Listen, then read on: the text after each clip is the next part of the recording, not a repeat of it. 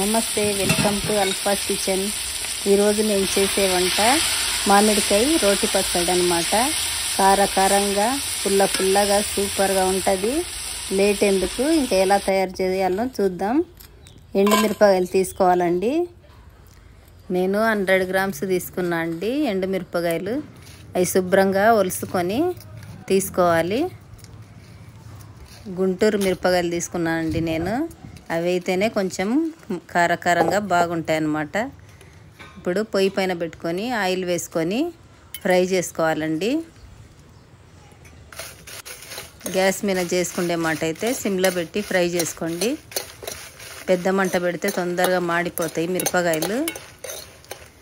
చూడండి, బాగా ఫ్రై అయినాయి కదా, తీసి పక్కన పెట్టుకోవాలి. ఇప్పుడు తర్వాత అదే బండిలో ఉల్లిగడ్డలు కూడా ఫ్రై చేసుకోవాలండి. మా ఇంట్లో పెద్ద సైజు ఉల్లిగడ్డలు ఉన్నాయి కాబట్టి నేను 1.5 తీసుకుంటున్నా అండి. చిన్న సైజు ఉల్లిపాయలు అయితే ఒక 2 తీసుకోండి.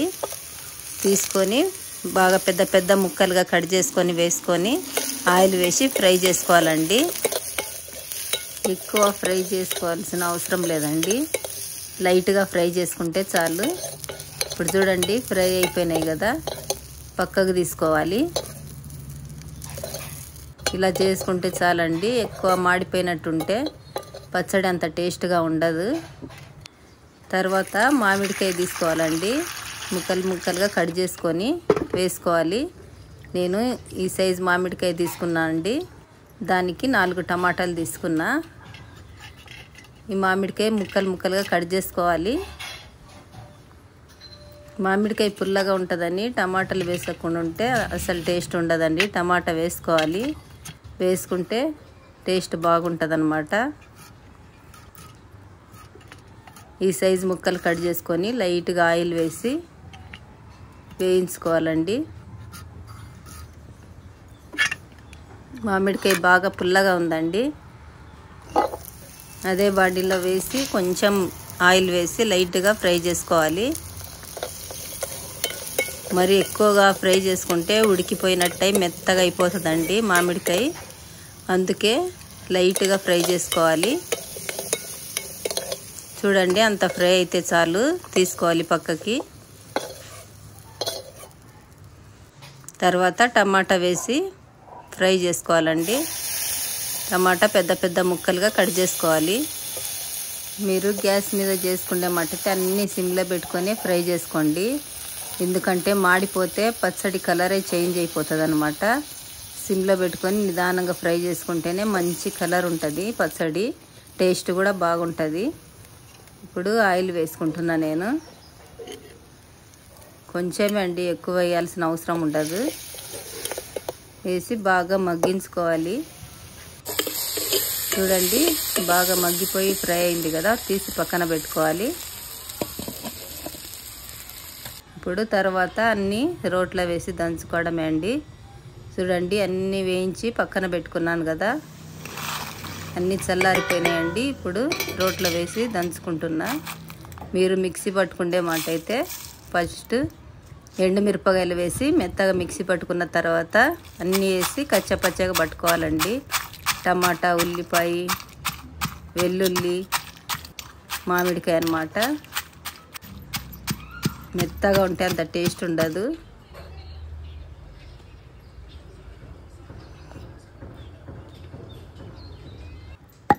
ఈ పచ్చడి ఒక్కసారి తిన్నారంటే ఇంకా జీవితంలో వదిలిపెట్టారండి. ఎప్పుడు మామిడికాయ సీజన్ వచ్చినా ఇదే విధంగా చేసుకొని తింటారు, అంత టేస్ట్గా ఉంటుంది. తర్వాత ఈ ఉల్లిపాయలు వేసుకోవాలండి. వేసుకొని కచ్చాపచ్చగా దంచుకోవాలండి. మెత్తగా దంచుకోకూడదు, మెత్తగా మెదిగితే అంత బాగుండదు ఉల్లిపాయ. ఇప్పుడు చూడండి, దంచుకున్నాం కదా కచ్చాపచ్చగా, అది తీసి పక్కన పెట్టుకొని మామిడికాయ వేసుకొని దంచుకోవాలండి. మామిడికాయ అంటే గుర్తొచ్చింది. ఒకరోజు ఏమైందంటే మా అక్క పిల్లలు వాళ్ళందరూ ఊరు నుంచి వచ్చి మా ఇంట్లో ఉన్నారండి. మా ఆయన బయట నుంచి వస్తూ మామిడి పళ్ళు తీసుకొచ్చారండి. తీసుకొని వచ్చి కవర్ నా చేతిలో పెట్టి, ఇవిగో మామిడికాయలు, చెట్టు కాయలు అన్నాడండి. మా అక్క పిల్లలందరూ నవ్వి బాగా, ఏంటి బాబాయ్ అన్ని చెట్లకు కదా వచ్చేదని అడిగి మస్తు నవ్విండ్రండి ఆ రోజు. అప్పటి నుంచి వాళ్ళు బాబాయ్ చెట్టుకాయలు తేలేదా అంటే అని అడుగుతుంటారు. ఇప్పుడు మామిడికాయ కచ్చపచ్చగా దంచుకోవాలండి, మెత్తగా దంచుకోకూడదు.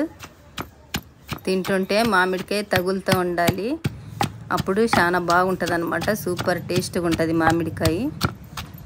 చూడండి, మిక్సీలో అయితే మీరు కొంచెం కచ్చపచ్చగానే పట్టుకోండి. ఇప్పుడు చూడండి ఎలా దంచుకున్నానో నేను. తర్వాత ఒక వెల్లుల్లిపాయ వేసుకోవాలండి, అంతా కలిపి ఒకసారి దంచుకొని.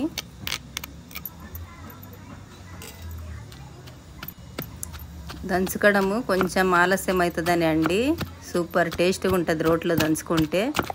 ఏవి ఎంత మోతాదులో దంచుకోవాలనో మనకు తెలిసిపోతుంది అన్నమాట. చూడండి, నేను ఒక్క చుక్క కూడా నీళ్లు వేయలేదు. ఈ పచ్చడి వారం రోజులైనా పాడవదండి. ఫ్రిడ్జ్లో పెట్టకుండా బయట పెట్టినా కూడా వారం రోజులు నిల్వ ఉంటుంది. తెల్లబాయి వేసుకొని దంచుకుంటున్నాను కదా. తర్వాత టమాటా కూడా వేసుకోవాలండి. టమాటా వేసుకొని బాగా దంచుకోవాలి. ఈ టమాటాలో నీరు, ఆ మామిడికాయలో నీరే సరిపోతుందండి కరెక్ట్గా. మళ్ళీ పైన నీళ్లు పోసుకుంటే అంత బాగుండదు, నిల్వ కూడా ఉండదు అన్నమాట. ఈ పచ్చడి వైట్ రైస్లోకి, దోశలోకి భలే టేస్ట్గా ఉంటుందండి. ఉప్పు తక్కువైంది, ఇప్పుడు కొంచెం వేసుకుంటున్నా నేను. మళ్ళీ పప్పు అన్నం చేసుకున్నప్పుడు, ముద్దపప్పు చేసుకున్నప్పుడు కూడా సూపర్గా ఉంటుందండి. ఒకసారి చేసుకోండి, నా మాట విని ఎలా ఉందో కమెంట్ చేయండి మీరే. ఫస్ట్ టైం మా ఛానల్ని చూసేవారు సబ్స్క్రైబ్ చేసుకొని మాకు సపోర్ట్ చేయండి ఫ్రెండ్స్. చూడండి పచ్చడి ఎలా కనిపిస్తుందో కదా, చూస్తుంటేనే నోట్లో నీళ్ళు ఊరిపోతుంటాయి. ఇప్పుడు సద్దెనం ఉందండి ఇంట్లో, వేసుకొని ఇంకా ఒక స్పూన్ నిండా పచ్చడి వేసుకొని ఇంకా తింటే ఇంకా అబ్బా ఏముంటుందంటే ఇంకా అట్లుంటుంది అన్నమాట. ఇప్పుడు రెడీ అయిందండి పచ్చడి. ఈ పచ్చడి కావాలంటే తాలింపు పెట్టుకోండి, లేదంటే ఇలా తిన్నా సూపర్ ఉంటుందండి. టేస్ట్ కొంచెం కూడా తగ్గదు, ఇంకా పెరుగుతుంది అన్నమాట తాలింపు వేసుకుంటే. ఇప్పుడు నేను తాలింపు పెడుతున్నా అండి. నీట్గా తీసుకోవాలండి రోట్ల నుండి పచ్చడి. చూడండి ఎంత నీట్గా తీసుకుంటున్నానో నేను. పచ్చడి తీసుకునేది కూడా ఒక టెక్నిక్ ఉంటుందండి, రోట్లో నుంచి శుభ్రంగా తీసుకోవాలి. ఇది మా అమ్మ నేర్పించింది నాకు.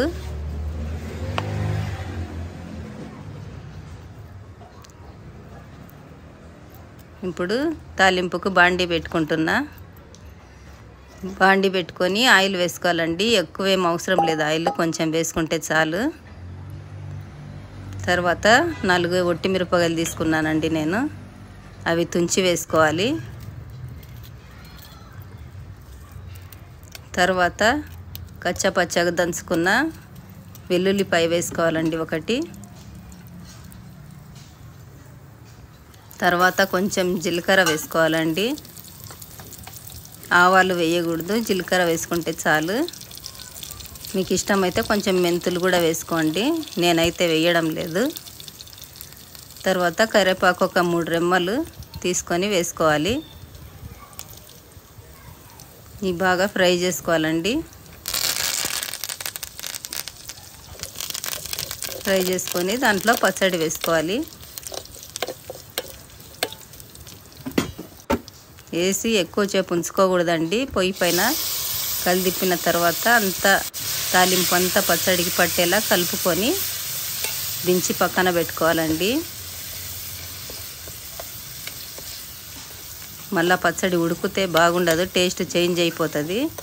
చూడండి రెడీ అయిపోయింది, ఎలా కనిపిస్తుందో కదా, తింటే కూడా అంత సూపర్గా ఉంటుంది. మా వీడియోస్ కనుక మీకు నచ్చినట్లయితే లైక్ చేయండి, షేర్ చేయండి, కమెంట్ చేయండి. మరిన్ని రెసిపీస్ కోసం మా అల్ఫాస్ కిచెన్ని సబ్స్క్రైబ్ చేసుకోండి. Thank you for watching.